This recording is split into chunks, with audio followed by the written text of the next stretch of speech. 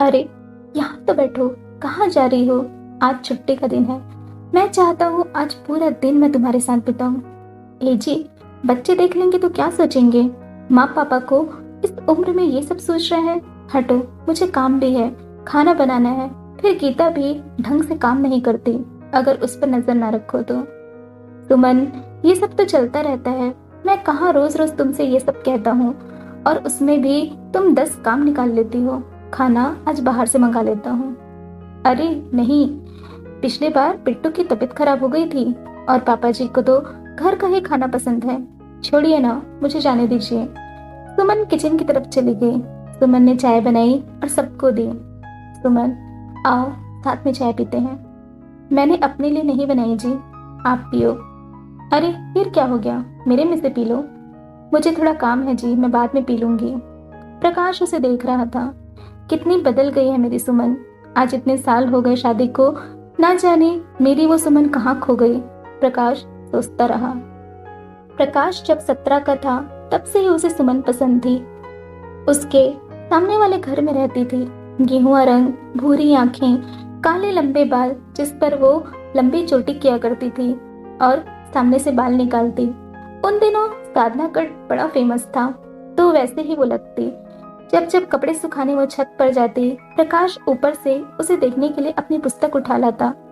पढ़ने के बहाने उसे छुप छुप कर देखा करता। सुमन भी उसकी बात से अनजान नहीं थी। प्यार के अंकुर तो बचपन से ही उनके दिल में पनप रहे थे।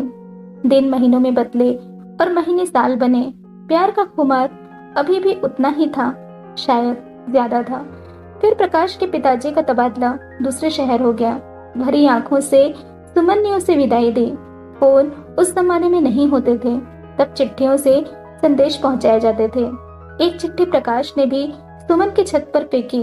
लपक कर उसने उसे उठाया और सीधा अपने कमरे में चली गई। प्यारी सुमन, तुम चिंता मत करो, जल्दी ही तुम्हें अपनी जीवन संगनी बना के अपने साथ ले जाऊंगा। घर वालों से जल्दी ही बात करूंगा, मुझ पर विश्वास रखना, मैं वापस जरूर आऊंगा। और वो चला गया। समय बीतता चला गया। प्रकाश ने अपना कॉलेज पूरा किया और जल्दी ही उसकी प्रोफेसर की पोस्ट पर नियुक्ति हो गई।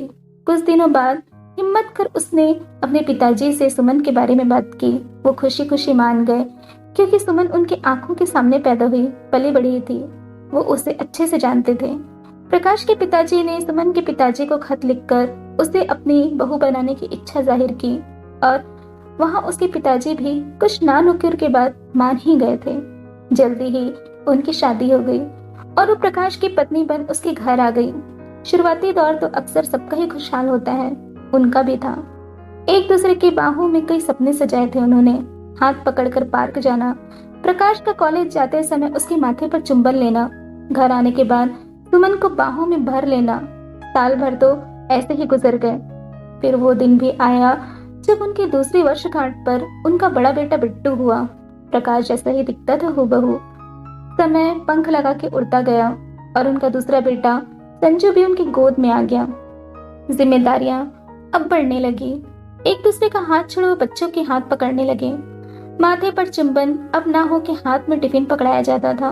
बच्चे अब बड़े हो रहे थे और वो दोनों 50 के पार हो चुके थे। सुमन ने बड़े अच्छे से घर संभाला, बच्चे संभाले, उनकी अच्छी परवरिश की। एक अच्छी बीवी, एक अच्छी बहू सब बन चुकी थी। इन समय प्रकाश और सुमन एक दूसरे के साथ समय बिताना ही भूल जाते। आज प्रकाश को अपनी उस सुमन की बहुत याद आ रही थी, जो उसके घर आते ही उसके गले लग जाती, उससे प्यारी बातें करती, अपने नाजुक हाथों से उसके बाल सहलाती। बच्चे बड़े हो चुके थे और अपने जीवन में मगन हो चुके थे। प्रकाश अब रिटायर हो चुके थे। अब वो जीवन के हर पल को सुमन के साथ जीना चाहते थे। लेकिन औरतें, वो कहाँ रिटायर होती हैं? वो तो मरते दम तक काम करती हैं घर का, चाहे बच्चे का हो, पति का हो, सास ससुर हो या कोई भी। उन्हें कहाँ छुट्टी मिलती है? सुनिए, आपकी चाय ठंडी हो गई, कहाँ गुम हो गए आप? कुछ सोच रहे हो? सुमन की आवाज से प्रकाश की तंद्रा टूटी। लाइए, मैं दूसरी चाय बना देती हूँ। प्रकाश ने सुमन का हाथ पकड़ते हुए कहा। सुमन, बाद में बना लेना। चलो कुछ दिनों के लिए कहीं बाहर चलते हैं साथ में। शादी के बाद वाले पल को फिर से जीते हैं। जिम्मेदारियों के कारण हम कहीं जा ही नहीं पाए। घर बच्चे के चक्कर में तो हम दोनों एक दूसरे को भूल ही गए। सुमन एक पल के लिए चुप ही हो गई। फिर घर कौन देखेगा? बच्चे संभाल लेंगे। ठीक है, चलिए, कब चलना है? जब तुम कहो। आप तय करिए, मुझे तो बस पैकिंग करना है, सुमन ने मुस्कुराते हुए कहा। प्रकाश बहुत खुश था। रात में वो सोई हुई अपनी सुमन को देख रहा था। उसके मासूम चेहरे पर हाथ फेरते हुए वो खुद को बहुत खुशकिस्मत समझ रहा था। तभी अचानक से उससे दिल का दौरा पड़ा और वो अचेत हो गया। सुबह सुमन उठी, देखा प्रकाश अभी भी लेटे थे। उसने प्रकाश को आवाज लगाई, लेकिन कोई जवाब ना मिला। सुमन ने हड़बड़ा कर उसे हिलाया, लेकिन उसका शरीर ठंडा पड़ चुका था। कोई हलचल नहीं थी उस शरीर में। उसकी आवाज सुनकर बच्चे आ गए और घर में चीख पुकार मच गया। सुमन की पूरी दुनिया उजड़ चुकी थी। आज प्रकाश को गए 5 साल हो चुके थे।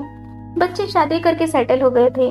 बड़े बेटे के साथ थी वो, लेकिन प्रकाश के बिना उसकी जिंदगी अधूरी थी। उस गुजरे समय को वो याद कर रही थी, जब प्रकाश उससे बात करना चाहते थे, लेकिन उसके पास समय नहीं था। आज समय था, लेकिन प्रकाश नहीं थे। बाजू में रखी उसकी चाय ठंडी हो चुकी थी, बिल्कुल उसके जीवन की तरह। प्रकाश की तस्वीर के आगे खड़ी थी वो। आंखों से झरझर बहते आंसू प्रकाश को लौट कर आने को कह रहे थे, लेकिन अब कुछ नहीं हो सकता था। वो वक्त गुजर चुका था। अपनों के साथ समय जरूर बिताइए, क्योंकि कल के दिन आपके पास समय तो होगा, लेकिन आपके अपने नहीं होंगे। तो आपको ये छोटी सी कहानी कैसी लगी मुझे कमेंट में जरूर बताइएगा। तो मिलती हूँ मैं आपसे अगले वीडियो में। अपना ध्यान रखिए। बाय।